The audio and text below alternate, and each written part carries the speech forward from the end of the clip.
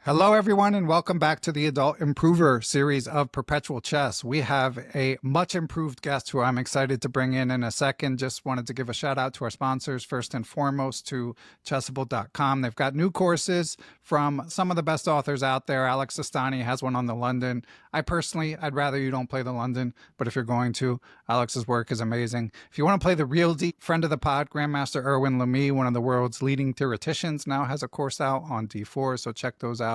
And if you do decide to sub to Chessable Pro to unlock additional features, please use the link in the description. Speaking of links in the description, we've also got discounts running from friend of the pod site / entities like Chessmood, Chess Dojo, Chess.com. So check out perpetualchess.com / partners to have a look at those. They do change over time, so you can take a look periodically if you're thinking of trying something out or re-signing up for something like chess.com premium anyway. And last but not least, of course, wanted to thank Patreon subs who help keep the lights on here. This is Perpetual Chess, of course, an individual entity going on 10 years, and every little revenue stream makes a big difference. And I really appreciate the people who join the Patreon community and are able to submit questions or listen to ad-free pods and all that good stuff. But all right, enough jibber jabber. It's time to bring in our guest. So he is a Wisconsin-based network engineer. He is a dad of 4 kids. He came back to tournament chess in 2022 and promptly lost nearly 100 points, taking him down to the USCF 1300s. But you're not going to believe what happened next. Actually, you probably are, since this is the Adult Improver series. He proceeded to gain like 500 points in the next couple years. One of the more astonishing gains I have seen, going to a peak rating of 1849. But from there, he has endured a slump. Gravity comes for everyone eventually. Trees do not grow to the sky, etc. But I have a feeling the final chapter has not been written in this story. But he's fallen back to 1700, where he now stands. He remains motivated and working hard towards his long-term goal of making the National Master title here in the U.S., which is a rating of 2200 USCF. And without further ado, I am excited to welcome to the pod Nicholas Sloan. Welcome, Nick. Hey, thanks for having me. I feel this is a great privilege, so thank you for inviting me to come on your podcast. Sure, I'm excited. Yeah. So Nick, I should mention, also has a Substack blog that I enjoy reading where he reflects on his improvement journeys. He's also got a YouTube channel. He's also done interviews both on Chess Journeys podcast about a year ago and on the Chess Experience about 6 months ago. So we do get to pick up the story in a sense. I mean, we will give some background, but really I want to focus on the slump and pick up the story since Nick is a bit active online. So Nick, finally you experienced what the rest of us experienced. I did, yeah. So the mighty have, have fallen, so to speak. I'm not different than anybody else, apparently. So I had a really crazy rise, and I think there can be some problems with that, which I will talk about today because I've experienced pretty much everything that would come when you finally hit the wall and you start sliding down the other side of the mountain. But yeah, I kind of was inflated, and I kind of rose very, very quickly. And to be 100% transparent and fair, I believe maybe my last tournament result that boosted me up to 1849 was kind of luck. I know that people have talked about luck in chess before, and I think sometimes tournaments go your way. People end up making blunders. In that particular tournament, I went 4-0. This is the first tournament I've ever actually went lossless in. And one of the people that I won, I beat a master. To be fair, he was a floored master. So for the uninitiated, that means that he was at his USCF floor, which was 2200. And he was much older in years and coming to the end of his time in chess and actually on the planet. So he actually ended up passing away earlier this year, unfortunately. So that was Bill Williams. I was happy to get a bunch of games, but what was really nice about playing him is that he had a number of stories because he'd been around chess for so long. So he had met people like Korchnoi and some of the greats, and he had just tremendous stories about being at candidates tournaments in California and stuff like that. So it's always a treat to play him and get slaughtered, but then also get a really cool story afterwards. I was happy to get a win off of him, though it wasn't when he was ever at his peak. So with those types of things, you start to get to the point where, oh, well, I mean, if I can beat a master, well, I can, where's my rating stop, right? I'm on the rise, so it's got to keep going up, right? At least that's what I thought. And then I was met with the deep realization since that actual point, I've been on a steady decline for the last year, where I think I'm finally bottomed out at this point. And because the last two tournaments, I have went lossless, which has been nice. So my ratings start to go back up, which is good. Yeah, and you've written about this slump. You had a post on your Substack. By the way, Nick online on X and YouTube channel and on Substack, he uses the name High Ground Chess, so you can look for that, and it's easier to find. But you had a post called The Inevitable Drop, where one Yeah. of the things you wrote, again, very relatable post. I think we all go through this at one point or another. But one of the things you wrote, Nick, quote, is, should I continue? That was the only question I had to answer, which was emphatically, yes, I should. So I was curious why, because when gravity comes for us, when we have these moments, I think we all face that question. So what made you decide that you've got to redouble your efforts and keep pushing? My chess Y is pretty big, and I think it's kind of outside the realm of what most people think might be possible. And my chess Y is I want to prove that anybody can start chess at whatever time, whatever age, and reach national master. I want to prove that with hard work. I'm not a talented player. I have to work really hard. I have to put in a lot of hours to improve. It's not coming to me quickly. And as anybody who's a little bit older knows, you can't do the things you could do when you were 19, 20 years old. So the chess is no different in that aspect. It requires a lot more hard work and a lot more repetition, and a lot more hours. So, but I want to prove that getting to master is not about talent or natural ability. I think it's about hard work. And so Nick is 45, by the way.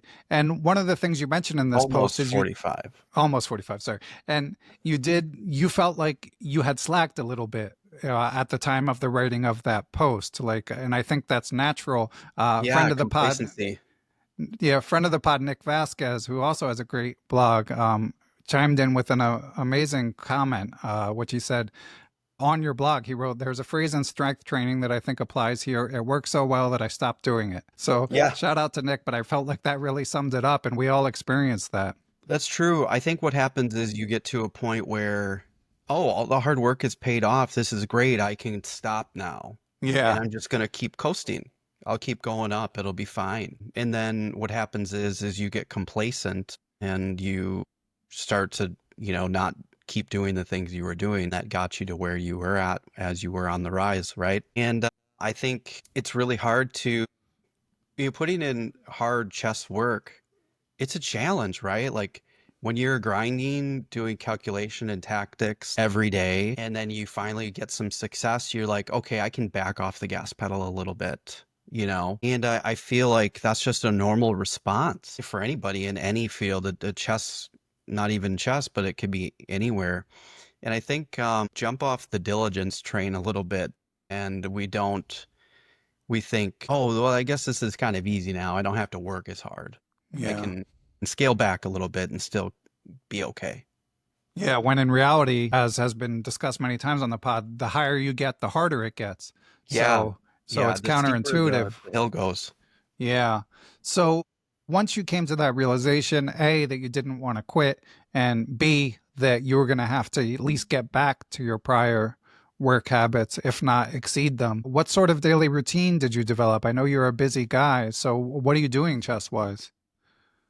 So on my decline, I suffered, and I talked about this in another blog post, where I talked about imposter syndrome. Yeah, that was a good one too. And I felt as though I was in a place I didn't belong, right? But it wasn't a quick realization. It took me 6 months, maybe longer, to kind of come to terms with that. So I didn't really come to the idea that I was suffering from imposter syndrome until after the turn of the year. I was still just going through the motions, or kind of not going through the motions, rather. I kind of backed off on all my study. I was kind of getting really perturbed with my development. But I had no excuse. I wasn't doing the work. I stopped doing the work almost altogether, completely. And I also believe I suffered from burnout because I wasn't just doing chess improvement. I was doing, content. I was writing my blog. I was, trying to keep building my channel and all of those things too. So I think it just became so overwhelming with all of it that I just shut down completely and turned it off. I turned all of it off. So the only thing that I was really doing was just continuing to go to my local club once a week and go through the motions of playing a weekly classical chess game. I even stopped analyzing them altogether. Yeah. I was just going and kind of just like a shell of my former self of, an actual improver, right? And so for the beginning of most of this year, I wasn't doing any chess improvement whatsoever. I just kind of turned it all off. But once I finally came to terms with the idea that, okay, well, I made a bunch of changes that determined why I started to decline. One, I stopped doing my chess work, I stopped doing content creation, and then I realized, oh, well, I have suffered from imposter syndrome. So what do I have to do? I asked myself the basic question, what do I have to do to get back to where I was when I, was on the rise? And I went back and I looked at my tournament logbook, which I have on the shelf way behind me, but because I kind of filled that one up with tournament games and actually flipped back to a bunch of those games and I went to go look at and see how well I was playing and what I was playing because I've made a number of changes to my repertoire. I've suffered like anybody else. Oh, should I play this opening? Should I play that opening? What type of player am I? Am I, an aggressive player or am I a positional player? Do I like open positions? Do I like closed positions? All of those questions I started to try to answer. But then I looked at what I was playing back then and I'd realized that I was playing for initiative, and being aggressive. And I thought, okay, I think it's time to get back to that because when I got complacent, I went back to where I was comfortable. I started playing my English system again and playing these very closed systems and trying to play for these little tiny advantages and look for the break on either side of the board and kind of go from there. And in the last 4 or 5 months after the realization, I haven't done a whole lot of chess work. But what I have done is I've read a bunch of chess books. I dove really deep into chess text and I wasn't doing any Chessable. I wasn't doing any, CT art or any of that stuff. I got rid of and turned off all the apps and I just went analog and I just looked at books. And the books that I kind of gravitated towards were the ones that had to not necessarily fix anything with chess. It had to do with my mindset. Hmm. So on my decline, had read, so sometime in the fall of last year, so 2024, a friend of mine, Evan Sagers, who is a local expert who's on his way to reaching master. He's my training partner. He goes to my club and he's kind of like I wouldn't call him my coach, but he's my training partner. So I get most of my Mentor, tutelage, yeah. Younger right? mentor. Mentor. Yeah, that would be the best term. A mentor. Yeah. So I have a lot to thank because of him. See, I wouldn't be where I'm at without him, his tutelage, right? So super huge shout out to him. He's known as the chess lobster online, so I'm sure people have seen Yeah. his Shout blog out and to stuff. Evan. Another, just like you, another person I've exchanged plenty of messages with, but haven't met in Yeah, person. yeah, yeah, yeah. And him and we talk every day. So we're always talking about chess. We're always talking about, going over things and talking about stuff. So I get a lot of tutelage from him. But he had suggested that I read Rowson. Jonathan So, Rowson, yeah. right. So I looked at Rowson's books and I read The Seven Deadly Chess Sins, and then I immediately followed it up with Chess for Zebras. And it blew my mind on what I don't know about chess. He has that effect on people, Jonathan Yeah, yeah, yeah. Rowson. So He's a I'm great not any author. different than anybody else, but I didn't realize what I didn't know about chess. So like the best way that I can explain it is I'm sure a majority of the people listening to this have seen The Matrix, right? I actually haven't, but I'm Have you sure you're not? right that the majority have. So okay, but anyways, there's in The Matrix in I believe the second movie, um Neo has to go into the back hallways and he opens the door and realizes there's all these other doors. That's what I felt like Right. after reading Rowson's books were like for me anyways. They just open this huge ocean of stuff that I don't know. And I thought, oh no, wow. And I was like slammed by a tidal wave of the amount of chess knowledge that I just have no idea about. And I think part of it is when you're coming up, you're like, oh, I know this, I know that, I know that. And when you just thirst for knowledge, you get to know things. And then when people start talking about things, you know what they're talking about. So you get this sense of, oh, I know chess or whatever the subject is, right? After reading Rowson, I realized that I know nothing about chess. I could be a 17, 1800 level player, but I really absolutely know nothing. And that was kind of jarring for your mentality as a rising chess player. Because now my rise, though it sounds impressive when you look at it from a rating perspective and on paper, it's really nothing in the grand scheme of things. Like, I mean, yeah, I can take the 500 points and be happy that I've made that kind of rise, and I am. But like, there's so much more work to do, and that's like that 500 points is like a drop in the bucket. Yeah. And I think of that story that Dr. Joel Sneed told on the pod of he was working with Grandmaster Boris Golko and was really pushing he really wants to make master and he's rated in the low 2000s, but like you has a busy career and family life. And he's like, I really want this goal. And Boris Golko asked him, like, what are you going to do with the rating points, And when you get them, like, how are you going to spend them? You know, Right. Yeah. which you can't, Yeah.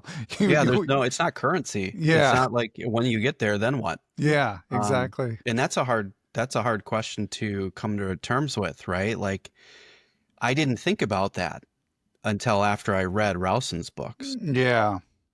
And then I just stumbled for the next 2 or 3 months until after the turn of the year, not really realizing that I was suffering from imposter syndrome because of such a quick rise. Making 250 points a year for 2 years in a row is kind of, unheard of. Uh, Yeah. And if I can yeah, just chime in for a sec. So, Seven Deadly Chess Sins and Chess for Zebras. I've done book recap podcasts about both of them. They're definitely for intermediate level up, although Rowson's a great writer, so there's some pleasure to be derived no matter your chess level. But Seven Deadly Chess Sins, I would say, is more about sort of the competitive OTB side of chess.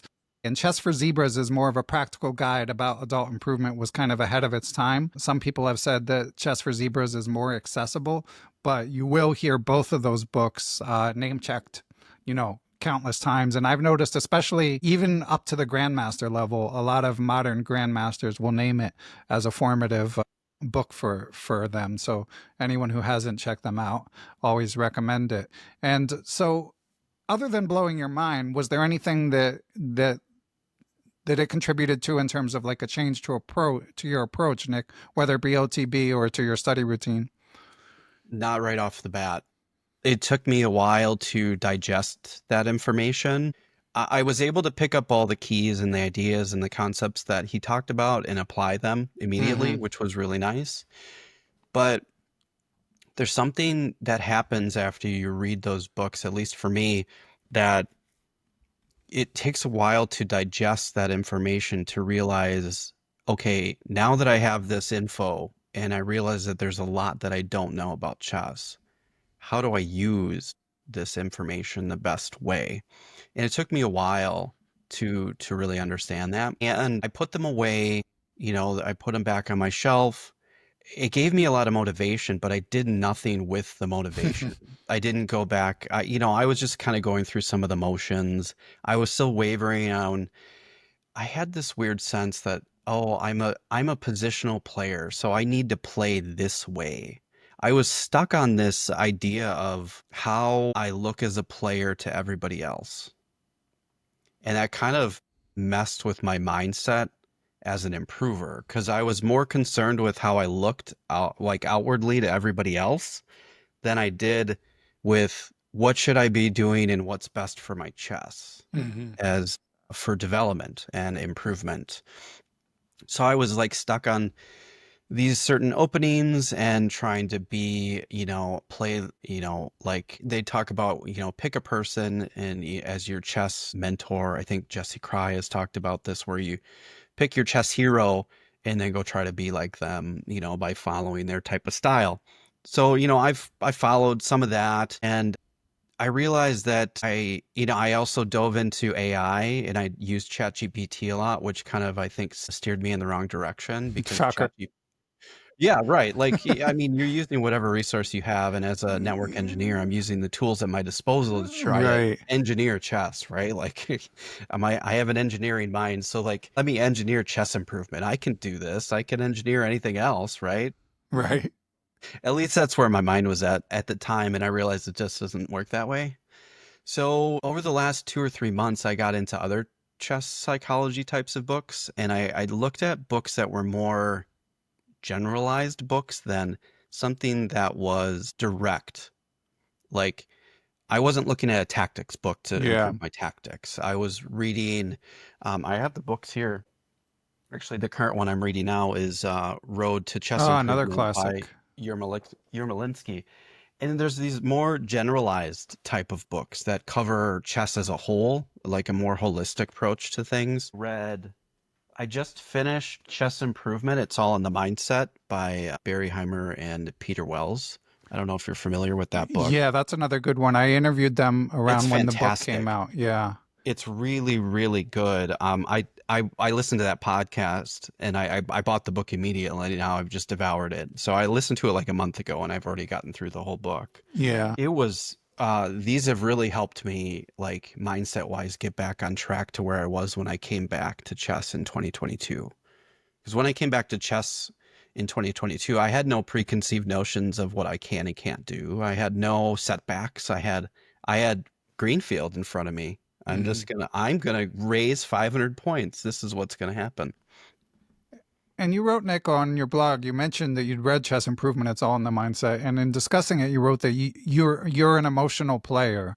I am. And Yeah. I was curious, like, what made you realize that, and how you adjust for that.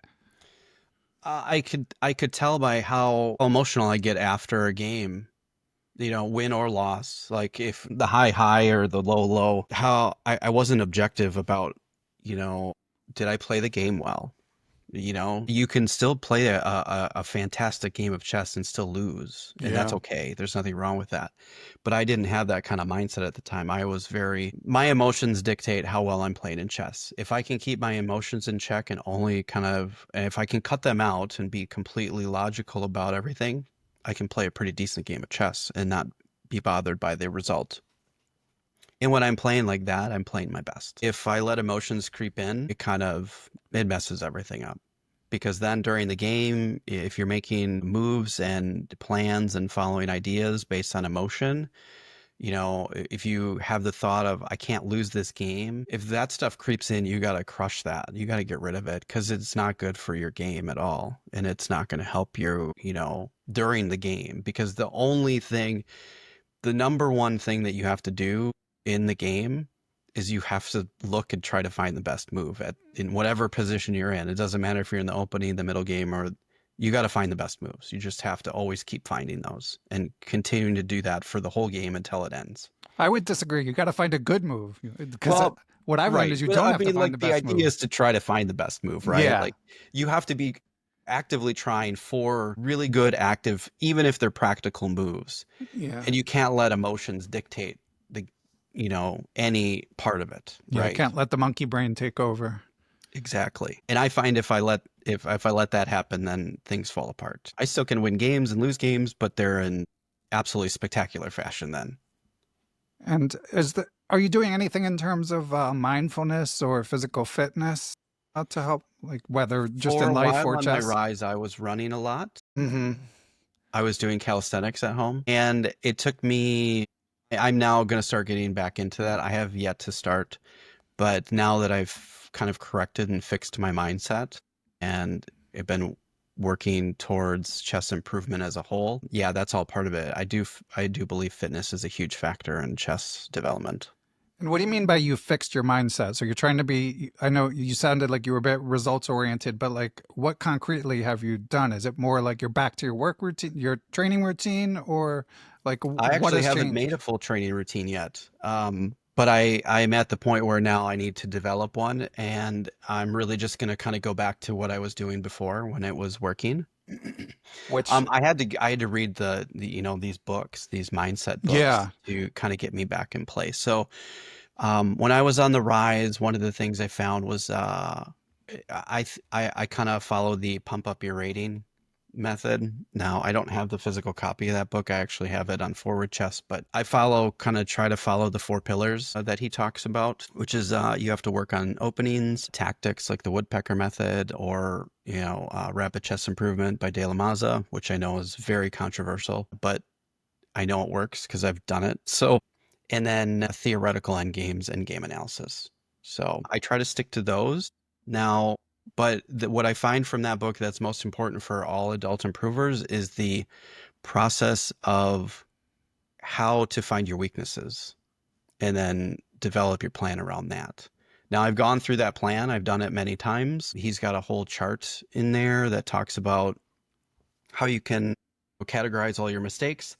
And what I do is I go through my last games with an engine. I look at where all my blunders are, and then I categorize, were these blunders based on any of these categories? And then I put the marks in the boxes, and I see where my biggest areas of issue are. My biggest areas of issue right now are thought process and tactics and calculation. So that's where I'm solving all of that. So I do have a thought process that I'm following now for all of my games, and I have to follow it as best I can for a majority of the game. It's absolutely paramount that I do it while I'm in the critical moments of the game, but trying to follow it during the non-critical moments So is the challenge. could you elaborate on it? Like, what is it? Yeah, so I've got this from Evan, which he's gotten from his coach. He follows I think he was working with Eugene for a while, right? I don't know. Eugene he has Perlstein. worked with Eugene Perlstein, but he did not get his thought process from that. The first thought process he got was from Nolan Hendrickson, which is a local master here in Wisconsin. And then, which is a student of GM Golden. Forgive me, I don't remember his first Alexander. name. Yeah. Yeah, Alexander Golden, that's right. So the cliff notes of that thought process are observe. So just look at the position, take note of any imbalances and things like that. Then there's the golden rule, which is, does my opponent have a threat? What can they do to me? And that is like the most important thing you have to ask yourself. Can they do anything to me? And if they can't, then you can kind of move on to the next stuff. If they can, you have to address it. After that, you look at candidate moves, which that's when you check out, all the checks, captures, and threats, which I believe came from Dan Heisman. I think he's the originator of that, if I can recall correctly. After you've got your candidate list move, then calculating, finding out which one's best, evaluating which one's best, and then blender checking with checks, captures, and threats again to make sure there's not any like intermediate moves that they can move to stop what you want to do. Okay. And is it hard to sort of incorporate that thought process? Yeah, it is. So what I do now is to try to make it solidified in my gameplay that is the process I use when I'm training now, 100%. So if I'm doing rapid chest improvement now, which I've started back up again, which is the De La Maza 7 circles, and I follow that explicitly. So Yeah. that's you probably should, some listeners will be familiar, some won't, but basically it's a Mhm. space repetition framework. But could you elaborate a Right. little bit more on what you're doing? Yeah. And I'm also So curious what positions you're using. I'm actually using, they're all tactical right now. The puzzle set that I'm using is actually in CT Art, which I know people are familiar with. Right now, there's an online version, but I actually have a physical copy of it, which they don't even make anymore. I Yeah, don't. it's You might be able to find it online.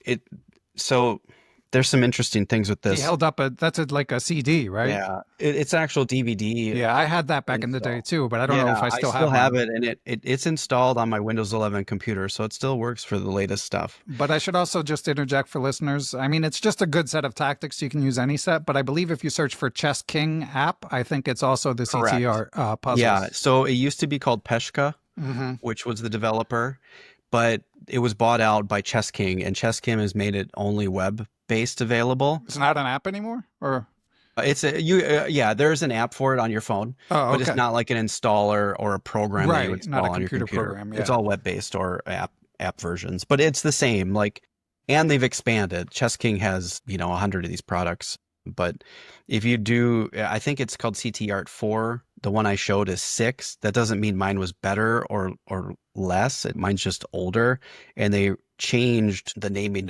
nomenclature. I know because I talked to the people at Peshka, and I also talked to the people at Chess King about it. Oh, okay. Yeah, because I was that interested to know why, like, why is mine 6 and the new one's 4? I had to know. So It I is actually strange. emailed them and talked to them. I was Yeah. kind of that stupid about it. But yeah, really all it is a set of tactical puzzles that I know a lot of people are familiar with, and they range from all levels of ELO from 200 all the way up to 2400. And I think the later versions now even go to the 25 and 2600 level. So mine is a little bit outdated, but yeah, I don't need the ones that are, Okay. 2600. And during your climb and with what you're looking to get back to, like, how much time were you putting into this space repetition of tactics, like on a daily or weekly basis? So when I was grinding hard and on my rise, I was putting in about 4 hours a day of Oh my work. God. No wonder you're Yeah, burnt I out. was. Yeah, Yeah, that's I real. kind of, plus that was not including my content creation. Yeah. So that was just chess improvement Yeah. to keep rising. So that if you add the content creation to it, that's probably doubles it.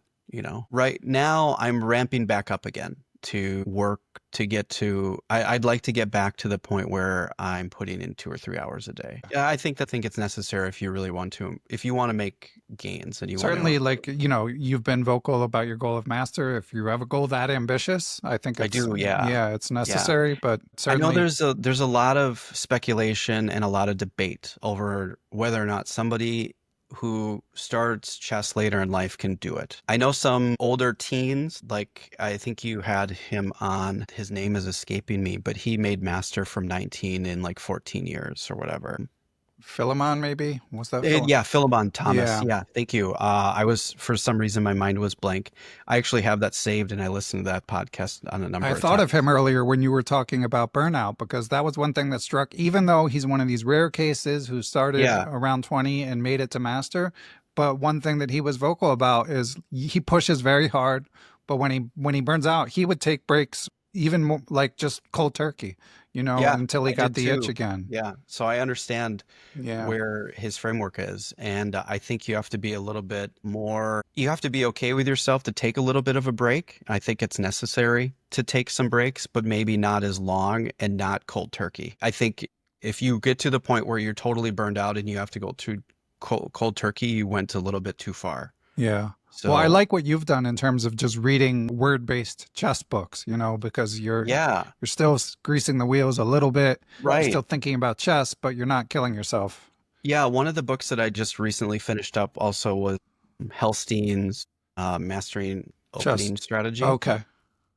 And I needed help in the opening because there was just stuff I didn't understand about chess structures and what I should or shouldn't be doing. So I also read Rios, Grandmaster Structures, which helped out a tremendous amount because one of my major weaknesses was pawn breaks and pawn levers, Yeah. specifically in my openings. But after reading that book, I took all the stuff in that book and I found all the ones that were related to what I was playing, and I put them in a lead chess study, and I wrote everything out that he was in his book and I put it in there, and I just reviewed it over and over and over until I made it exact so I don't ever forget it. But Helsing is really good about like just a full on, here's just good information, and he kind of beats you over the head with examples, which is really good. It gets a little bit redundant over, when you've seen 10 games that cover the same thing, but it drives the point home for Yeah. sure. No, to me, that's a strength. But Now, and what yeah. I did, yeah, I think if you're like just trying,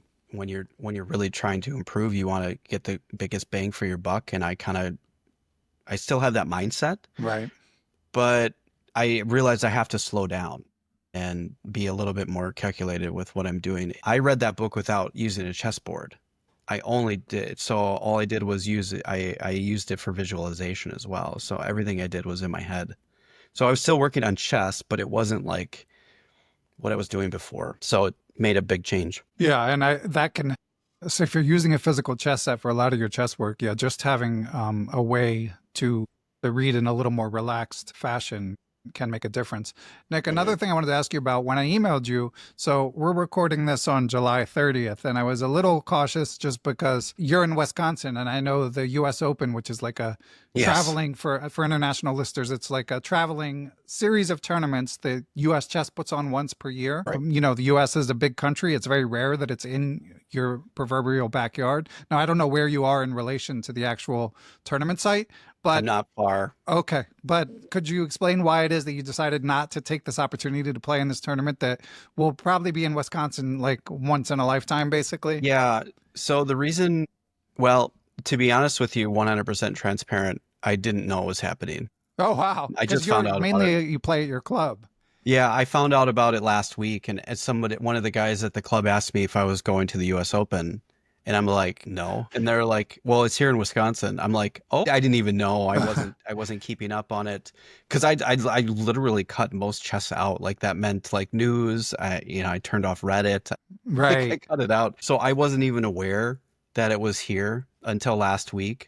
Also, getting to weekend or bigger tournaments like that, these more prestigious tournaments, which I would love to do as a family man, is just outside of the realm of possibility for me. I can't be away from my family for 5 or 6 days at a time. It Yeah, just I doesn't thought work. I really struggle with that too. Yeah. And you're lucky that you do live in a place with a vibrant local community, so you're able to play weekly games without Yeah, and having I to do actually have that. two options too, which is nice. Well, actually three if I wanted to drive a little bit further. So there's a club in Madison that just opened this year, and they have weekly stuff going on all the time and weekend stuff. So if I wanted to take a day trip, I could go out to Madison, which is, about an hour away from me, which isn't far. And there's two clubs. There's one in Hales Corners and there's one here in Waukesha where I live. And one's on Wednesday nights and one's on Thursdays nights. So if I needed to ramp up to get more than one game a week, I do have closer options. Plus my club and the Southwest Club, they also hold weekend tournaments 2 or 3 times a year. They have a few memorials that they do for chess players that had passed away long time ago, or they call it the Hales Corner Challenge, which is like a 1 day tournament where you do game in 60 and you get 4 games in a day. It's a whole day of chess, but it's a good way to get in a couple of games at a slower pace, which is nice. So I can attend those on occasion. So if I have the opportunity for a 1 day tournament and it doesn't conflict with my soccer coaching schedule for my kids, then I can get out to that. Or if I can find somebody to sub for me, that works too. But yeah, weekend tournaments are kind of few and far between for me. So I'm a club grinder. Yeah. Yeah, well, one point I want to highlight is my interview with NM Todd Bryant, who also wrote an article for chess.com about common traits of people who've made outlandish gains. And he did notice that more often than not, they're people who play at their local club, as opposed to people, going all over. This was a US based article because that's where Todd could get the data, as opposed to Right. people going all over, the Eastern Seaboard or the West Coast, playing all these big weekend tournaments, because that's, for one thing, that's where a lot of the ambitious young rising players play. And I also just think for working adults, there's something, the schedule is more realistic. It's more conducive. The pacing is better. And one thing I was curious is, I do imagine, Nick, that you're playing a lot of the same players over and over again. Yeah, I am. So there is repetition. I do see a lot of the same players. We do have a decent size club, which is nice. There's pros and cons to that, playing the same group of players. But we have almost double the players that usually come to the club that cycle in and out on occasion. Right. And with the popularity of the chess rise, we're having a lot of people come back to chess or come that haven't been to chess for 30, 40 years, and they're coming back as retired people. And then we have a lot of kids coming into the club too. So yeah, we have a lot. So at any one time, we've got 40 players playing on a Wednesday night, which is really nice. So Wow. there's 15, 20 games going, And which is really cool.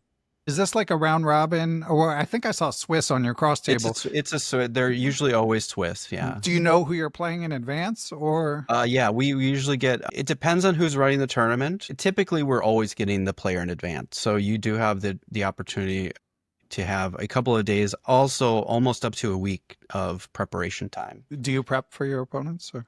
I do I do on occasion, but I've been bitten by that because Yeah, what can happen a lot of times is because this is more of an adult club or and there are a bunch of kids, but somebody can drop out and then the pairings change. right. So sometimes that preparation goes for naught. But like you do play a lot of the same players, so there is the chess psychology piece to all of this. So like I know that you play X, opening, so I'm gonna counter it with this, or I'm gonna try something different. You do have all those options, which is kind of nice. Yeah, and I know you mentioned in your interview with Kevin, like, and you've alluded to, you were an E4. No, sorry, you were an English player, and then you went to E4 for a while. It sounds like you're mainly back to the English.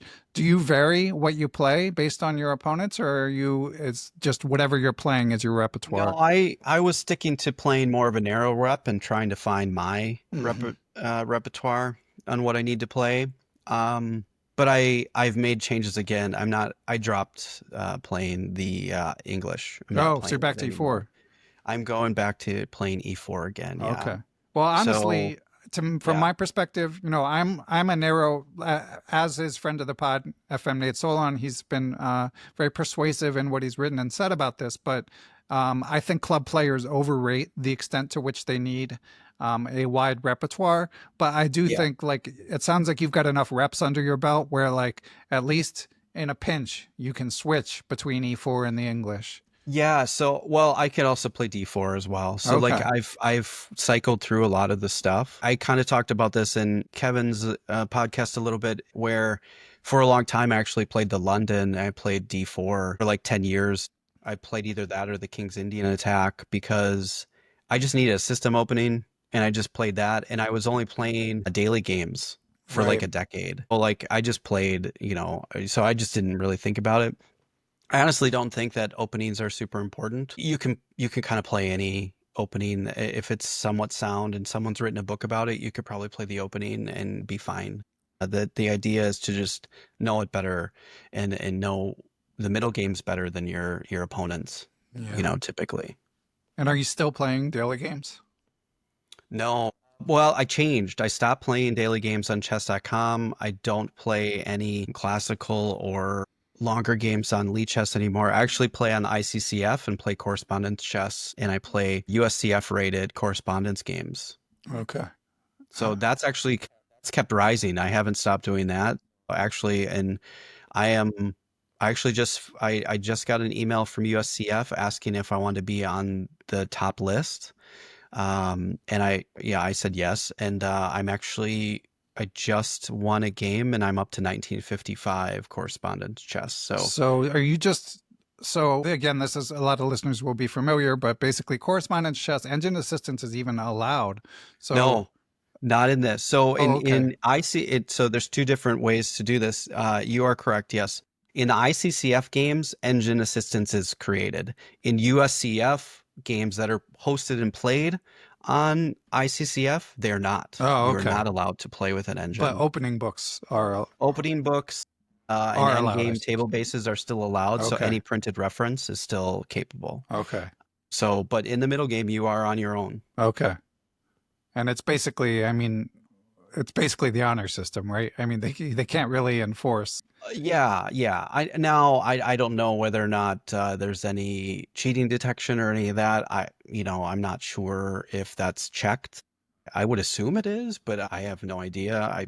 I would assume it's on your honor, but I really honestly don't know. I play legit because I want to, and I feel like that's a really good way to improve my chess because I'm a classical player, and I think playing long games is helpful Yeah. to my chess development. So Okay. So Nick, as we wrap up, you've kind of been through the grinder here after that immense rise.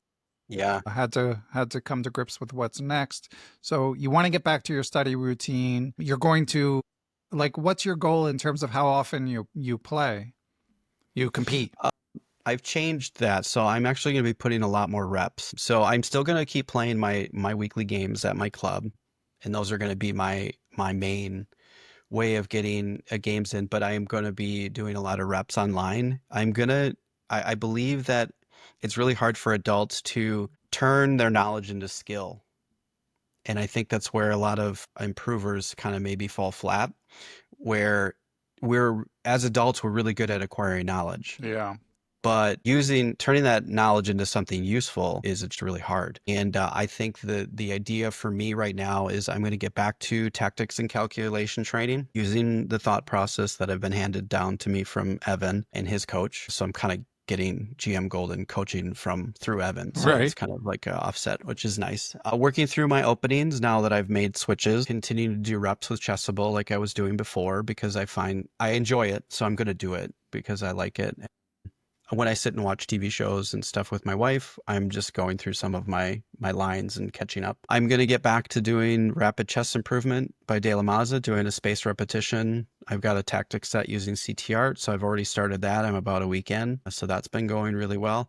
But I'm going to be ramping up just doing blitz reps, playing 3-2 or 5 and getting in as many reps as I can and doing some light analysis with them, taking any of them that are interesting and putting them in a study, taking all the mistakes and putting any mistakes that I come through my over the board games. I'm actually building a Chessable course as well. So that's all going to be coming too. I've started that, but my first revision was not accepted. So I have to revamp the whole thing. And I'm going to take a different approach than I did before, but it's going to be mainly a course centered around learning from your mistakes in That's any good. area of the game, because I think that's the most useful thing, because I think a lot of times we just continue making the same mistake over and over again. We sure do. And what's your approach to reviewing your tournament games? How much, I mean, because it's so much time you're putting in. How much Yeah. time are you spending reviewing? Like, what time control are the games predominantly, and how much time do you So spend the reviewing? time control is game in 100 minutes That's with it's a good time control. I a approve. delay of 5. Okay, that's perfect. I mean, So maybe a little less would be better, but we don't work on increment because we want there to be a finality to the game. yeah. Which makes sense because you don't want to be at the club till midnight. So if the games do last till time control, they can last till past 10:30 sometimes. But usually they're ending before that. But if you're sitting there spectating some of them last the whole time control. But I think that's a good classical. It's similar to like a 90-30, right? Yeah. So it's a lot of time to think. It gives you a lot of time to play. But I forgot what the rest of your question was. You were talking Like how about much time you spend reviewing. reviewing. Yes, I was part of the dojo for a while, and I know I've seen the extreme side of Jesse Cry and what you should do with game analysis. I find game analysis quite beneficial, but I do one pass by myself without an engine. I put in everything that I could think of during the game. I put in all of my notes, all of my emotions, all of the things that I thought. I try to put in every single variation that I thought of. And then I look at it. I try to look at it once with Evan as well. And I want him to take a look at it because I want the perspective of somebody that's almost a master level who is somewhere I want to be, tell me what I'm missing. And then I look at that. And then during that second pass after he's looked at it and I review his notes, I try to find new ideas and see if there's something that maybe I missed that I didn't think about during the game or during my first analysis. And then I'll run it through an engine.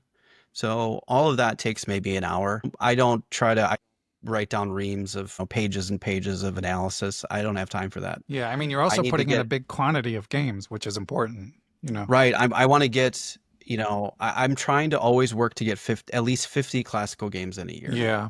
I haven't reached it yet, but that's a goal. It's just a production goal, right? Like if I can get 50 classical games in a year, that's a good year. 2024, I hit 48. So, and to me, I feel like that's a good amount to at least be improving. Yeah, that's great. I would love to get in 100, but as a family man, that's extremely difficult. Especially with the time you're putting in on a daily basis. So for analysis, mainly, I want to get the gist of the game. I want to get the kind of the theme. Where did maybe I go wrong? Where did the game start to drift to? If it's a loss, did it drift to the wrong way? Where did I find it start drifting? Did I do anything about it? I want to try find 2 or 3 things out of the game that are useful that I can glean and learn from, and then I move on. I'm not going to belabor the point and keep kind of diving in. Is there more to learn from every one of my games? Absolutely. I definitely agree with kind of Jesse's assessment that you can learn a lot from each one of your games, probably more than any of us have the time to do. but I need to move on to the next thing and keep moving forward. I don't think game analysis is important, but I don't think it's as important as maybe continuing doing calculation training or a tactics training. Okay. Well, Nick, your story is inspiring. This speed bump will make it all the more inspiring, and hopefully, chess continues to bring you joy. We'll be sure to make sure that that's your gold star, because Yeah. I do worry when people push as hard as you that it might be too much at times. Yeah, I being on the other side of the mental break or the burnout, I found I know the things that were causing me to have the burnout, and I think a lot of it was, yes, I was pushing a little too hard, so I need to maybe scale back a little bit. But I think that coupled with actually doing the content creation as well Yeah. caused more of it exacerbated it and made it much more of a problem. So I'm going to cut out. I've already told my people and my fans, if you want to call them that, more viewers, that I'm scaling back, and you're not going to see a lot of videos from me. I'm going to focus on improvement. I do get a lot of joy out of writing articles on my blog, so that's going to continue. I do think that I have something to offer when it comes to a lot of these things, because I don't think a lot of the things that I'm talking about are being talked about or discussed, and I think they're important. These are real things that people are dealing with, and I don't know if I can help offer some practical advice for what helped me get through some of those things, but I feel like it'll resonate with people because I'm like anybody else. I'm a real player, so like, yeah, everybody wants to improve, and I'm no different. So Yeah, no, and the kind of real time aspect of like you putting the work in and then reflecting on it, I think that is what resonates with people. And the blog, just to reiterate, is on the Substack network, meaning you can subscribe to get emails every time Nick writes something, and it's called High Ground Chess, as are the potentially downscaling YouTube channel. And yeah. anywhere else people should follow your continued progress, Nick? No, I think that's it. I have a link tree that has all of my stuff. Okay. I have a public Discord that anybody is free to join if you want to have easier access to me. I do pretty well at trying to get to all my comments as best I can. As a creator, I've kind of fashioned that whole community. So I'm not like totally not in it anymore, but I am definitely capable. I do still post things. I post my articles there and stuff like that. So yeah, my link tree has all of any link you want to connect with, Blue Sky, Twitter, Discord. I've got all of it. So Okay. also, if you Google High Ground Chess, I mean, you'll find me Okay. somewhere. Where did High Ground Chess come from, by the way? I know the chess part. What about The the high High ground? Ground is a Star Wars reference. Ah, okay. Yeah, I have the High Grounds. Yeah, so it's kind of leading into both worlds, right? Excellent. All right. Well, it was great to finally chat, Nick. Look forward to following your progress in your Yeah. blog posts, and yeah, keep up the great work. Thank you. I appreciate you having the time to have me on the show, and I'm glad that I was able to talk to everybody today. I hope somebody can gather some positive movement in the right direction for their Exactly. chess. Okay. Take care, Nick. All right, have a good one. Bye.